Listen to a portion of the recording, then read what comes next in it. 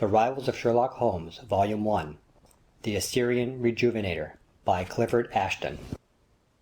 As 6 o'clock struck, the procession of the undined began to stream beneath the electric arcade which graces the entrance to Christiani's. The doors swung unceasingly.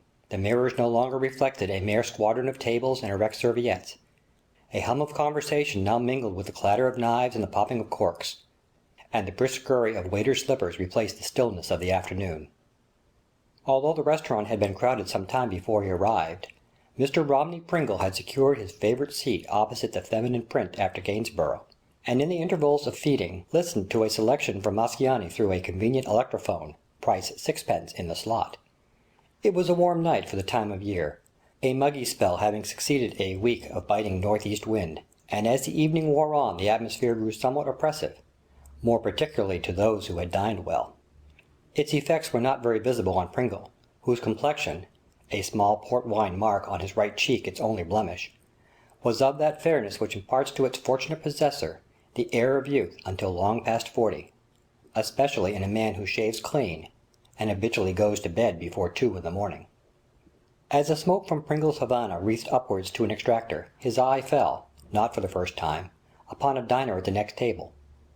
He was elderly, probably on the wrong side of 60, but with his erect features might easily have claimed a few years' grace, while the retired soldier spoke in his scrupulous neatness, and in the trim of his carefully tended moustache. He had finished his dinner some little time, but remained seated, studying a letter with an intentness more due to its subject than to its length, which Pringle could see was by no means excessive. At last, with a gesture almost equally compounded of weariness and disgust, he rose and was helped into his overcoat by a waiter, who held the door for him in the obsequious manner of his kind. The languid attention which Pringle at first bestowed on his neighbour had by this time given place to a deeper interest, and as the swing doors closed behind the old gentleman, he scarcely repressed a start when he saw lying beneath the vacant table the identical letter which had received such careful study. His first impulse was to run after the old gentleman and restore the paper, but by this time he had disappeared, and the waiter being also invisible, Pringle sat down and read. The Assyrian Rejuvenator Company, 82 Barbican, East Central, April 5th. Dear Sir, we regret to hear of the failure of the Rejuvenator in your hands. This is possibly due to your not having followed the directions for its use sufficiently closely, but I must point out that we do not guarantee its infallible success. As it is an expensive preparation, we do not admit the justice of your contention that our charges are exorbitant. In any case, we cannot entertain your request to return the whole or any part of the fees. Should you act upon your threat to take proceedings for the recovery of the same, we must hold your good self responsible for any publicity which may follow your trial of the preparation. Yours faithfully, Henry Jacobs, Secretary. Lieutenant Colonel Sandstrom, 272 Piccadilly, West. To Pringle, this businesslike communication hardly seemed to deserve so much consideration as Colonel Sandstrom had given it, but having read and pondered over it afresh, he walked back to his chambers in Furnival's Inn. He lived at number 33, on the left as you enter from Holborn, and anyone who, scaling the stone stairs, reached the second floor, might observe on the entrance to the front set of chambers the legend Mr. Romney Pringle, literary agent. According to high authority, the reason of being of the literary agent is to act as a buffer between the ravening publisher and his prey. But although a very fine oak bureau with capacious pigeonholes stood conspicuously in Pringle's sitting room, it was tenanted by no rolls of manuscript or typewritten sheets. Instead, little or no business appeared to be transacted in the chambers. The buffer was at present idle, if it could be said to have ever had worked. It was resting, to use the theatrical expression. Mr. Pringle was an early riser, and as 9 o'clock chimed the next morning from the brass lantern clock which ticked sedately on a mantel unencumbered by the usual litter of a bachelor's quarters, he had already spent some time in consideration of last night's incident, and a further study of the letter had only served thoroughly to arouse his curiosity, and decided him to investigate the affair of the mysterious Rejuvenator. Unlocking a cupboard in the bottom of the bureau, he disclosed a regiment of bottles and jars. Sprinkling a few drops from one onto a hare's foot, he succeeded, with a little friction, in entirely removing the port wine mark from his cheek. Then from another vial he saturated a sponge and rubbed it into his eyebrows, which turned in the process from their original yellow to a jetty black. From a box of several, he selected a waxed moustache, that most facile item of disguise, and having attached it with a few drops of spirit gum, covered his scalp with a black wig, which, as is commonly the case, remained an aggressive fraud in spite of the most assiduous adjustment. Satisfied with the completeness of his disguise, he sallied out in search of the offices of the Assyrian Rejuvenator, affecting a military bearing which his slim but tall and straight-backed figure readily enabled him to assume. "My name is Parkins, Major Parkins," said Pringle, as he opened the door of a mean-looking room on the second floor of number 82, Barbican. He addressed an oleaginous-looking gentleman, whose curly locks and beard suggested the winged bulls of Nineveh, and who appeared to be the sole representative of the concern. The latter bowed politely, and handed him a chair. "I have been asked," Pringle continued, "by a friend who saw your advertisement to call upon you for some further information. Now, the subject of rejuvenation being a delicate one, especially where ladies are concerned, the business of the company was mainly transacted through the post. So seldom, indeed, did a client desire a personal interview, that the Assyrian-looking gentleman jumped to the conclusion that his visitor was interested in quite another matter. "Ah, yes, you refer to Pelosia," he said briskly. "Allow me to read you an extract from the prospectus." And before Pringle could reply, he proceeded to read from a small leaflet with unctuous elocution. "Pelosia. The sovereign remedy of mud has long been used with the greatest success in the celebrated baths of Schwabach and Franzensbad. The proprietors of Pelosia having noted the beneficial effect which many of the lower animals derive from the consumption of earth with their food, have been led to investigate the eternal uses of mud. This success which has crowned the treatment of some of the longest standing cases of dyspepsia, the disease so characteristic of this neurotic age, has induced them to admit the world at large to its benefits. To thoroughly safeguard the public, the proprietors have secured the sole right to the alluvial deposits of a stream remote from human habitation, and consequently above any suspicion of contamination. Careful analysis has shown that the deposit in this particular locality, consisting of finely divided mineral particles, practically free from organic admixture, is calculated to give the most gratifying results. The proprietors are prepared to quote special terms for public institutions." "Many thanks," said Pringle, as the other momentarily paused for breath, "but I think you are under a slight misapprehension. I called on you with reference to the Assyrian Rejuvenator. Have I mistaken the offices? Pray excuse my absurd mistake. I am secretary of the Assyrian Rejuvenator Company, who are also the proprietors of Pelosia." And in evident concern he regarded Pringle fixedly. It was not the first time he had known a diffident person to assume an interest in the senility of an absent friend, and he mentally decided that Pringle's waxed moustache, its blue blackness speaking loudly of hair dye, together with the unmistakable wig, were evidence of the decrepitude for which his new customer presumably sought the company's assistance. "Ours, my dear sir," he resumed, leaning back in his chair, and placing the tips of his fingers in opposition, "ours is a world-renowned specific for removing the ravages which time effects in the human frame. It is a secret which has been handed down for many generations in the family of the original proprietor. Its success is frequently remarkable, and its absolute failure is impossible. It is not a drug, it is not a cosmetic, yet it contains the properties of both.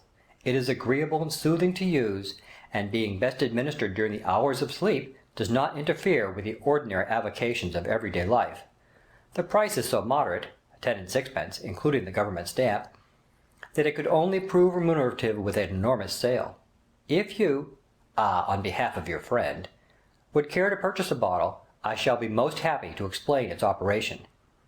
Mr. Pringle laid a half-sovereign and a 6pence on the table, and the secretary, diving into a large packing-case which stood on one side, extracted a parcel. This contained a cardboard box, adorned with a representation of Blake's preposterous illustration to "The Grave," in which a centenarian, on crutches, is hobbling into a species of banker's drawing-room with a rocky top, whereupon is seated a youth clothed in nothing and with an ecstatic expression. "This," said Mr. Jacobs impressively, "is the entire apparatus." And he opened the box, displaying a moderately sized phial and a spirit lamp with a little tin dish attached. On retiring to rest, a teaspoonful of the contents of the bottle is poured into the receptacle above the lamp, which is then lighted, and the preparation being vaporized is inhaled by the patient.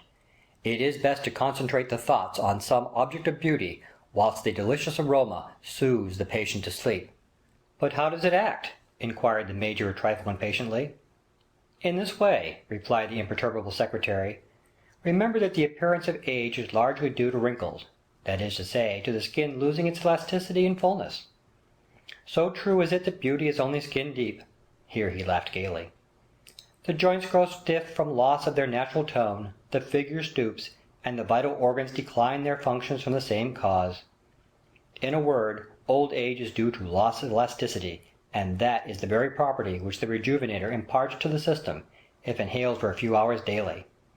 Mr. Pringle diplomatically succeeded in maintaining his gravity while the merits of the Rejuvenator were expounded, and it was not until he had bidden Mr. Jacobs a courteous farewell, and was safely outside the office, that he allowed the fastening of his moustache to be disturbed by an expansive grin. About 9 o'clock the same evening, the housekeeper of the Barbican offices was returning from market. Her thoughts centered on the savory piece of fried fish she was carrying home for dinner. "Mrs. Smith?" said a man's voice behind her, as she produced her latchkey. "My name's Odges," she replied unguardedly, dropping the key in her agitation. "You're the housekeeper, aren't you?" said the stranger, picking up the key and handing it to her politely. "Lor, sir, you did give me a turn," she faltered. "Very sorry, I'm sure. I only want to know where I can find Mr. Jacobs, of the Assyrian Rejuvenator Company." "Well, sir, he told me I wasn't to give his address to anyone. Not that I know it either, sir, for I always send the letters to Mr. Weeks." "I see you're not found fault with. I know he won't mind you telling me." A sovereign clinked against the latchkey in her palm. For a second she hesitated. Then her eye caught the glint of the gold, and she fell. "All I know, sir, is that when Mr. Jacobs is away, I send the letters, and a rare lot there are, to Mr. Newton Weeks, at the Northumberland Avenue Hotel. Is he one of the firm?" "I don't know, sir, but there's no one comes here but Mr. Jacobs." "Thank you very much, and good night," said the stranger. And he strode down Barbican, leaving Mrs. Odges staring at the coin in her hand, as if doubting whether, like fairy gold, it might not disappear even as she gazed. The next day Mr. Jacobs received a letter at his hotel. April 7th. "Sir, my good friend Colonel Sandstream informs me he has communicated with the police, and has sworn an information against you in respect of the moneys you have obtained from him, as he alleges, by false pretences. Although I am convinced that his statements are true, a fact which I can more readily grasp after my interview with you to-day, I give you this warning in order that you may make your escape before it is too late. Do not misunderstand my motives. I have not the slightest desire to save you from the punishment you so richly deserve. I am simply anxious to rescue my old friend from the ridiculous position he will occupy before the world should he prosecute you. Your obedient servant, Joseph Parkins, Major. Newton Weeks, Esquire, Northumberland Avenue Hotel."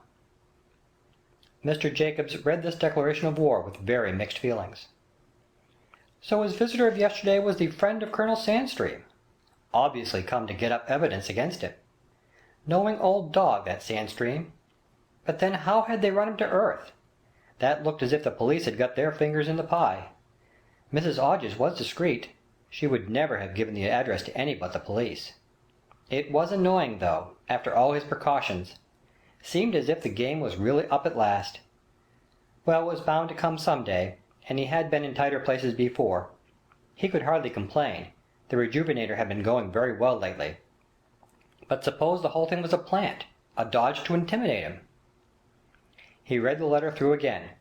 The writer had been careful to omit his address, but it seemed plausible enough on the face of it. Anyhow, whatever the Major's real motive might be, he couldn't afford to neglect the warning, and the one clear thing was that London was an unhealthy place for him just at the present. He would pack up, so as to be ready for all emergencies, and drive around to Barbican and reconnoitre. Then, if things looked fishy, he could go to Cannon Street and catch the 11:05 Continental. He'd show them that Harry Jacobs wasn't the man to be bluffed out of his claim. Mr. Jacobs stopped his cab some doors from the Rejuvenator office, and was in the act of alighting when he paused, spellbound at the apparition of Pringle. The latter was loitering outside number 82, and as the cab drew up he ostentatiously consulted a large pocket-book, and glanced several times from its pages to the countenance of his victim as if comparing a description. Attired in a long overcoat, a bowler hat, and wearing thick boots of a constabulary pattern, to the nervous imagination of Mr. Jacobs, he afforded startling evidence of the police interest in the establishment. And this idea was confirmed when Pringle, as if satisfied with his scrutiny, drew a paper from his pocket-book and made a movement in his direction. Without waiting for further developments, Mr. Jacob retreated into the cab, and hoarsely whispered through the trap-door, "Cannon Street, as hard as you can go." The cabman wrenched the horse's head round. He had been an interested spectator of the scene, and sympathized with the evident desire of his fare to escape what appeared to be the long arm of the law. At this moment a crawling hansom came up, and was promptly hailed by Pringle. "Follow that cab, and don't lose it on any account," he cried, as he stood on the step, and pointed vigorously after the receding hansom. While Mr. Jacobs careened down Barbican, his cabman looked back in time to observe this expressive pantomime, and with the instinct of a true sportsman lashed the unfortunate brute into a hand-gallop. But the observant eye of a policeman checked this moderate exhibition of speed just as they were rounding the sharp corner into Aldersgate Street, and had not a lumbering railway van intervened, Pringle would have caught him up and brought the farce to an awkward finish. But the van saved the situation. The moment's respite was all that the chase needed, and in response to the promises of largesse, frantically roared by Mr. Jacobs through the trap-door, he was soon bounding and bumping over the wood pavement with Pringle well in the rear. Then ensued a mad stampede down Aldersgate Street. In and out, between the crowded files of vans and buses, the two cabs wound a zigzag course, the horses slipping and skating over the greasy surface, or ploughing up the mud as their bits skidded them within inches of a collision. In vain did policemen roar to them to stop. The order fell on heedless ears. In vain did officious boys wave intimidating arms, or make futile grabs at the harness of the apparent runaways. Did a cart dart unexpectedly out from a side street, the inevitable disaster failed to come off. Did an obstacle loom dead ahead, it melted into thin air as they approached. Triumphantly they piloted the narrowest of straits, and dashed unscathed into St. Martin's le Grand. There was a block in Newgate Street, and the cross-traffic was stopped. Mr. Jacobs' hansom nipped through a temporary gap, grazing the pole of an omnibus, and being lustily anathematized in the process. But Pringle's cabman, attempting to follow, was imperiously waved back by a policeman. "No go, I'm afraid, sir," was the man's comment, as they crossed into St. Paul's Churchyard after a 3 minutes' wait. "I can't see him nowhere." "Never mind," said Pringle cheerfully. "Go to Charing Cross Telegraph Office." There he sent the following message: "To Mrs. Hodges, 82, Barbican. Called away to country. Mr. Weeks will take charge of office. Jacobs." About 2 the same afternoon, Pringle, wearing the wig and moustache of Major Parkins, rang the housekeeper's bell at 82. "I'm Mr. Weeks," he stated, as Mrs. Hodges emerged from the bowels of the earth. "Mr. Jacobs has had to leave town, and has asked me to take charge of the office." "Oh, yes, sir. I've had a telegram from Mr. Jacobs to say so. You know the way up, I suppose." "I think so. But Mr. Jacobs forgot to send me the office key." "I'd better lend you mine then, sir, till you can hear from Mr. Jacobs." She fumbled in her voluminous pocket. "I hope nothing's the matter with him." "Oh dear no. He found he needed a short holiday, that's all," Pringle reassured her, and taking the key from the confiding woman, he climbed to the second floor. Sitting down at the secretarial desk, he sent a quick glance round the office. A poor creature, that Jacobs, he reflected, for all his rascality, or he wouldn't have been scared so easily, and he drew a piece of wax from his pocket and took a careful impression of the key. He had not been in possession of the Rejuvenator offices for very long before he discovered that Mr. Jacobs' desire to break out in a fresh place had proved abortive. It will be remembered that on the occasion of his interview with that gentleman, Mr. Jacobs assumed that Pringle's visit had reference to Pelosia, whose virtues he extolled in a leaflet composed in his own very pronounced style. A large package in the office Pringle found to contain many thousands of these effusions, which had apparently been laid aside for some considerable time. From the absence in the daily correspondence of any inquiries thereafter, it was clear that the public had failed to realize the advantages of the internal administration of mud, so that Mr. Jacobs had been forced to stick to the swindle that was already in existence. After all, the latter was a paying concern, eminently so. Besides, the patent medicine trade is rather overdone. The price of the Assyrian Rejuvenator was such as to render the early cashing of remittances an easy matter. 10 and 6 being a sum for which the average banker demurs to honour a cheque, the payments were usually made in postal orders. and Pringle acquired a larger faith in Carlyle's opinion of the majority of his fellow creatures as he cashed the previous day's takings at the General Post Office on his way up to Barbican each morning. The business was indeed a flourishing one, and his satisfaction was only alloyed by the probability of some legal interference, at the assistance of Colonel Sandstream, with the further operations for the company. But for the present fortune smiled, and Pringle continued energetically to dispatch parcels of the Rejuvenator in response to the daily shower of postal orders. In this indeed he had little trouble, for he had found many gross of parcels duly packed and ready for posting. One day, while engaged in the process, which had grown quite a mechanical one by that time, he listened absently to a slow but determined step which ascended the stairs and paused on the landing outside.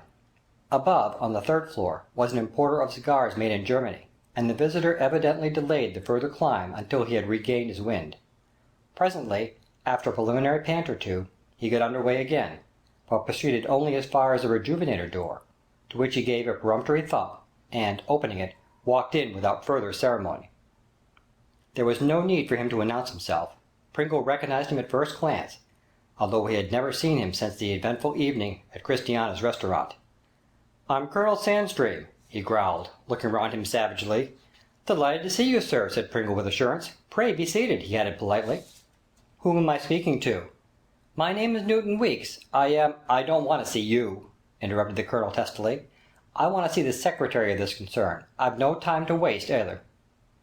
"I regret to say that Mr. Jacobs—" "Ah, yes, that's the name. Where is he?" again interrupted the old gentleman. "Mr. Jacobs is at present out of town." "Well, I'm not going to run after him. When will he be here again?" "It is quite impossible for me to tell. But I was just now going to say that as the managing director of the company I am also acting as secretary during Mr. Jacobs' absence." "What do you say your name is?" demanded the other, still ignoring the chair which Pringle had offered him. "Newton Weeks." "Newton Weeks," repeated the Colonel, making a note of the name on the back of an envelope. "Managing director," added Pringle suavely. "Well, Mr. Weeks, if you represent the company," this with a contemptuous glance from the middle of the room at his surroundings, "I've called with reference to a letter you've had the impertinence to send me." "What was the date of it?" inquired Pringle innocently. "I don't remember," snapped the Colonel. "May I ask what was the subject of the correspondence?" "Why, this confounded Rejuvenator of yours, of course." "You see we have had a very large amount of correspondence concerning the Rejuvenator, and I'm afraid, unless you have the letter with you, I've lost it or mislaid it somewhere. That is unfortunate. Unless you can remember the contents, I fear it will be quite impossible for me to do so." "I remember them well enough. I'm not likely to forget them in a hurry. I asked you to return me the money your Rejuvenator, as you call it, has cost me, because it's been quite useless, and in your reply you not only refused absolutely, but hinted that I dare not prosecute you." As Pringle made no reply, he continued more savagely, "Would you like to hear my candid opinion of you?" "We are always pleased to hear the opinion of our clients." Pringle's calmness only appeared to exasperate the Colonel the more. "Well, sir, you shall have it. I consider that letter the most impudent attempt at blackmail that I have ever heard of." He ground out the words from between his clenched teeth in a voice of concentrated passion. "Blackmail!" echoed Pringle, allowing an expression of horror to occupy his countenance. "Yes, sir, blackmail," asseverated the Colonel, nodding his head vigorously. "Of course," said Pringle, with a deprecating gesture, "I am aware that some correspondence has passed between us, but I cannot attempt to remember every word of it. At the same time, although you are pleased to put such an unfortunate construction upon it, I am sure there is some misunderstanding in the matter. I must positively decline to admit that there has been any attempt on the part of the company of such a nature as you allege." "Oh, so you don't admit it, don't you? Perhaps you won't admit taking pounds and pounds of my money for your absurd concoction, which hasn't done me the least bit of good in the world, nor ever will. And perhaps you won't admit refusing to return me my money, eh? Perhaps you won't admit daring me to take proceedings because it would show up what an ass I've been? Don't talk to me, sir. Ha!" "I'm really very sorry that this unpleasantness has arisen," began Pringle, "but, pleasant or unpleasant, sir, I'm going to stop your little game. I mislaid your letter or I'd have called upon you before this. As you're the managing director, I'm better pleased to see you than your precious secretary. Anyhow, I've come to tell you that you're a set of swindlers. Of swindlers, sir." "I can make every allowance for your feelings," said Pringle, drawing himself up with an air of pained dignity, "but I regret to see a holder of His Majesty's commission so deficient in self-control." "Like your impertinence, sir," vociferated the veteran. I'll let the money go, and I'll prosecute the pair of you, no matter what it costs me. Yes, you and your rascally secretary too. I'll go and swear an information against you this very day." He bounced out of the room, and explosively snorted downstairs. Pringle followed in the rear, and reached the outer door in time to hear him exclaim "Mansion House Police Court" to the driver of a motor cab, in which he appropriately clanked and rumbled out of sight. Returning upstairs, Pringle busied himself in making a bonfire of the last few days' correspondence. Then, collecting the last batch of postal orders, he proceeded to cash them at the General Post Office, and walked back to Furnival's Inn. After all, the farce couldn't have lasted much longer. Arrived at Furnival's Inn, Pringle rapidly divested himself of the wig and moustache, and assuming his official port wine mark, became once more the unemployed literary agent. It was now 1:30, and after lunching lightly at a near restaurant, he lighted a cigar and strolled leisurely eastward. By the time he reached Barbican, 3 o'clock was reverberating from St. Paul's. He entered the private bar of a tavern nearly opposite, and sat down by a window which commanded a view of number 82. As time passed, and the quarters continued to strike in rapid succession, Pringle felt constrained to order further refreshment, and he was lighting a third cigar before his patience was rewarded. Happening to glance up at the second-floor window, he caught a glimpse of a strange man engaged in taking a momentary survey of the street below. The march of events had been rapid. He had evidently resigned the secretaryship not a moment too soon. Not long after the strange face had disappeared from the window, a four-wheeled cab stopped outside the tavern, and an individual wearing a pair of large blue spectacles and carrying a Gladstone bag got out and carefully scrutinized the office of the Rejuvenator. Mr. Jacobs, for it was he, did not intend to be caught napping this time. At length, being satisfied with the normal appearance of the premises, he crossed the road, and to Pringle's intense amusement disappeared into the house opposite. The spectator had not long to wait for the next act of the drama. About 10 minutes after Mr. Jacobs' disappearance, the man who had looked out of the window emerged from the house and beckoned to the waiting cab. As it drew up at the door, a second individual came down the steps, fast holding Mr. Jacobs by the arm. The latter, in a very crestfallen guise, re-entered the vehicle, being closely followed by his captor, and the first man having taken his seat with them, the party adjourned to a destination as to which Pringle had no difficulty in hazarding a guess. Satisfying the barmaid, he sallied into the street. The Rejuvenator offices seemed once more to be deserted, and the postman entered in the course of his afternoon round. Pringle walked a few yards up the street, and then, crossing as the postman reappeared, turned back and entered the house boldly. Softly mounting the stairs, he knocked at the door. There was no response. He knocked again more loudly, and finally turned the handle. As he expected, it was locked securely, and satisfied that the coast was clear, he inserted his own replica of the key and entered.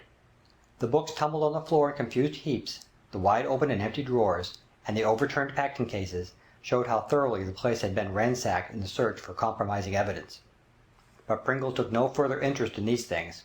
The letter box was the sole object of his attention. He tore open the batch of newly delivered letters, and cramming the postal orders into his pockets, then secreting the correspondence behind a rifled package case, he silently locked the door. As he strolled down the street, on a last visit to the General Post Office, the two detectives passed him on their way back in quest of the managing director. End of The Assyrian Rejuvenator by Clifford Ashton,